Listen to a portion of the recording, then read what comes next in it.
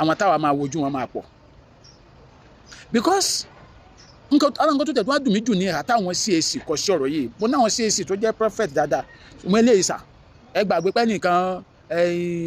màá fi pè mí ṣépè fún ẹ màá fi fàárọ̀ mi ṣépè fún yín gbogbo yín náà lè mọ̀ mí o ẹ̀yin CAC tí ẹ mọ̀ mí dáadáa ẹ̀yin náà mọ̀ mí you know my background you know where I come from ẹ dẹ̀ mọ̀ wípé wọn kì í dẹ́rù kíní kan bọ́mọdé àbòsí wà nínú ìwà tí ọ̀pọ̀lọpọ̀ yín wù lórí ọ̀rọ̀ bàbá Olúalọ ẹ̀yin CAC pastor kan torí ká ní wípé church mi ló wùwà yìí ẹ wádìí ẹ ti máa kílẹ̀ kàkà kúkú kàkà ẹ ti máa forensic topic sermon yín ní church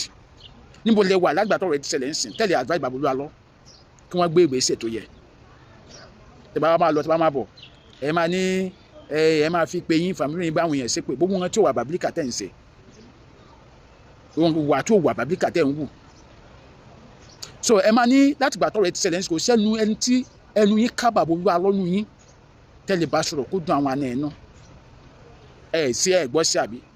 àwọn ṣé mo rò pé wọ́n ní àwọn CAC ní àwọn aláṣẹ kankan ní where are they bàbá Bíárádà bàbá Ezekiah mbọlẹ̀ wàṣà bàbá Ọládélé mbọlẹ̀ wà ṣe bẹ́ẹ̀ yìí ni president CAC tí a máa ń fọlá jẹyọ ní tọ́lọ́run bá pè yàn kò túmọ̀ sí pé kéèyàn máa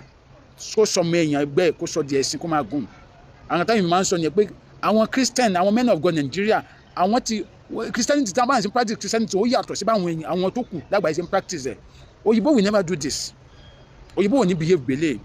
òyìnbó ní torí pé Ọlọ́run pé àwọn kan sọ̀rọ̀ àwọn dígbàkejì Ọlọ́run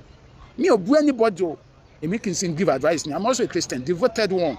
àjọ ni Christianity ni ẹ má bàjẹ́ fáwọn churches tó kù ẹ̀yin CAC pastors tó kù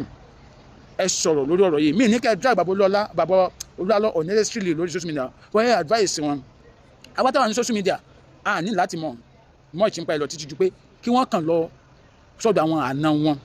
kan jẹ́ káwọn ẹ̀mọ́ tọmọ wọn wà àdàbí kẹ́yìn bá lè gbàrú ẹ̀ o ẹ̀yin pastors tẹ́ dákẹ́ yẹn ṣùgbọ́n tó bá jẹ́ church mi ni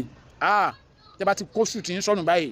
tẹ́ fi táyìn kílébé yẹn sí bẹ́ẹ̀ sínú òkìlẹ̀ máa lọ sódò lẹ́nìí ẹ̀yin CAC pastors CAC prophets CAC ministers ẹ sọ̀rọ̀ o wá jẹ́ kérébù ló ṣẹlẹ̀ sí tàbí ṣẹlẹ̀ ẹ ní jẹ́ ká gbádùn ó kù yóò kù Ọlọ́run. This is Ade Omade. Bye for now. Ade Omade, advocates for the masses.